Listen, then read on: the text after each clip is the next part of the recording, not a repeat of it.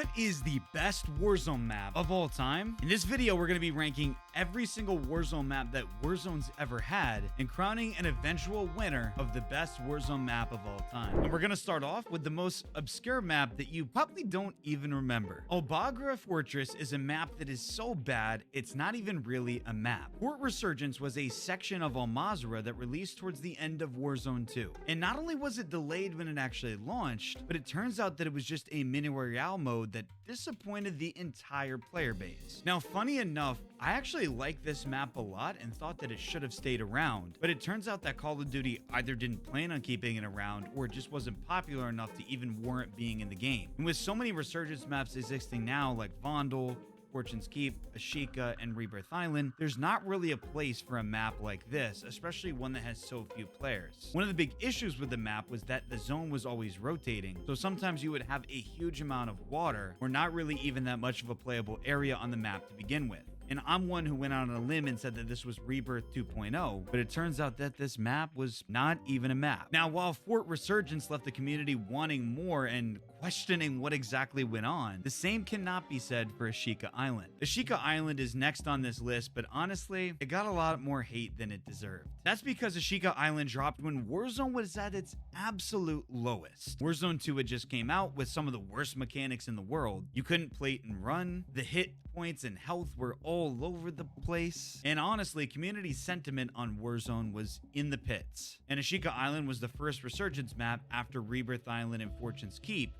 So with the player base holding those two maps on such a pedestal, Ashika Island honestly never really had a chance from the beginning. And recently, I made a video on how Ashika Island is probably deleted from the game because it hasn't returned and doesn't make sense that it ever will. The way you could play Ashika Island was very unique. There wasn't a ton of tall buildings to camp on. Unlike Vondal, it's less about positioning in Ashika and more about a diverse terrain with a lot of options for rotating, playing underground, and the only thing holding it back is the color scheme. I've always said that Ashika Island kind of feels like you're playing on a Bob Ross painting because there's so much deep green and color that just doesn't feel satisfying to look at. But if you were able to get rid of that, I actually think Ashika is a pretty good map, especially with the movement in Warzone 3. But I think once a map drops and it has a poor sentiment, just like Alaza Fortress, the last map we looked at, that's kind of it for the community adapting and loving it.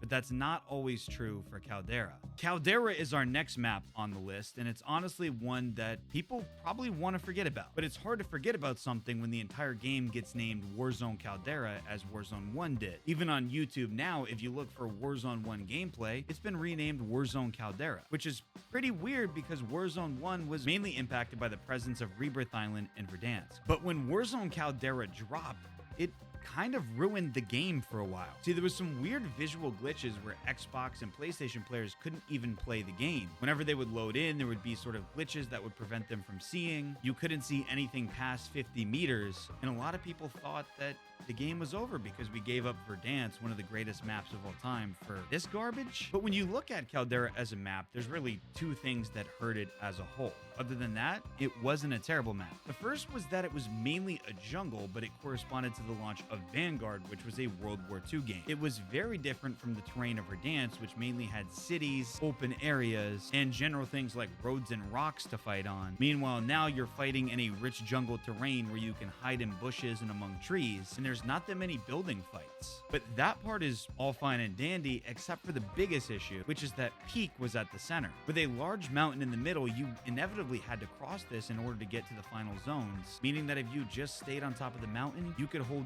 everybody out. The center zone of Verdansk, having Superstore, hangars, and downtown, was replaced with, well, a big mountain and a jungle. And that didn't sit well with the Warzone community, who honestly went to Rebirth Island and Fortune's Keep during this time, but Caldera was at least good enough that people went back and played it towards the end of Warzone 1. However, this next map, I don't know if you can say that much about. The next map that we're talking about is Alaza, and I'm gonna be honest, I'm going a little bit hard on Alaza because, well, compared to the other maps, I feel like Alaza was probably one of the worst ones. And that's because of its open desert terrain, terrible mechanics that it dropped with, and the decline of Warzone overall happening as a result of its release. I mean, on the surface, Alaza could have been one of the best maps ever. From having great maps like Dome, which was based on a Modern Warfare 2 map, as well as the Alaza cityscape, and therefore high-rise building, which once again should have been a hit. Alaza had a lot of different features like massive resurgence and the DMZ mode that could have made it a huge success. But unfortunately, it was slowed down by the fact that there was so much open area, and Warzone 2 was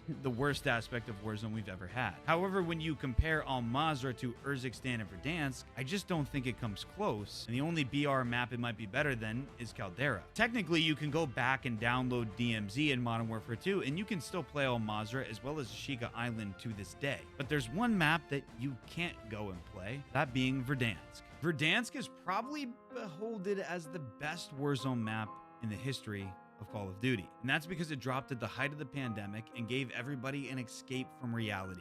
But Verdansk's terrain was extremely cool. Not only was there diversity where you could land in places like military base and have wide open runways, but you could go to a very compact downtown and sit there and snipe with your HDR. I mean, Verdansk offered everything except an anti-cheat. But realistically, what I think people liked about Verdansk was that you could drop in a variety of places and it feel almost like a separate part of the map. There was the ATC tower, prison, quarry, and superstore where everybody could get a piece of the action, and there was cool features like dam. And that's why I think everybody wants Verdansk to come back so much. But the good news is not only is it available on Warzone Mobile, but it's likely going to be available in Warzone 3 in the fall. And while Verdansk was good, I think sometimes people overrate it, which you can't really say about the next map, which is Rebirth Island. Rebirth Island has got to be one of the best maps we've ever seen in all of Call of Duty. It first came out in Black Ops 2, and I made a video on the history of Rebirth Island, which at the end of this video, and it turns out I was actually wrong about it being out in Black Ops 4. It first showed up in a campaign within Black Ops 2, and honestly, needs to stay in Call of Duty forever. Its small-paced nature that allows for the best mix of a battle royale and multiplayer, as well as enough diversity on a small island to keep things fresh, allows for people who like casual play and cracked out movement to exist within the same map.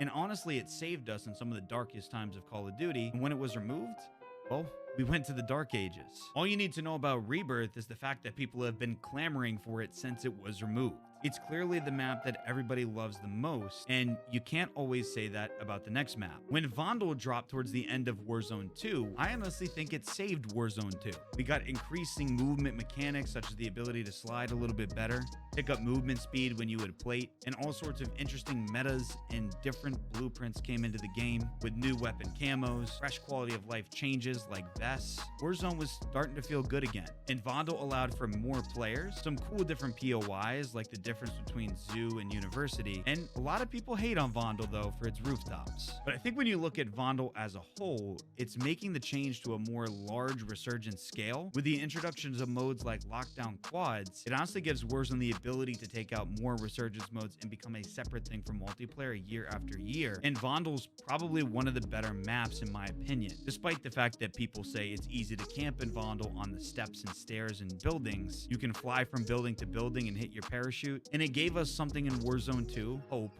which was something we hadn't had in a long time. Speaking of hope, if you've made it this far in the video, man, make sure you drop a like and subscription. It would really help me out as I'm trying to continue to make content on YouTube. And let me know down in the comments, what is your favorite Resurgence map and why? Let's get to the final map here. Fortune's Keep is the current Resurgence map favorite of a lot of people. And even with the massive crater that exists in it on Warzone 2, a lot of people still feel like it gives them the same feeling that it did in Warzone 1. With really cool vertical end games that make for exciting battle royale-like ends, Fortune's Keep pretty much has it all. Fortune's Keep has always had really cool Easter eggs on Warzone 1, like these zombies that would spawn in Graveyard, and it still has them in Warzone 3, like the vault that exists in Keep and the different wonder weapons that drop throughout the map. However, Fortune's Keep is a reminder of map changes and nostalgia that kind of terrorized Call of Duty. In order for Call of Duty fans to be happy, they demand back the old maps that they used to have. But when they get them, they say that they're not that good, they don't like the map changes, and they want things to go back to how they were. But Call of Duty fans and Warzone fans, you kind of can't have both.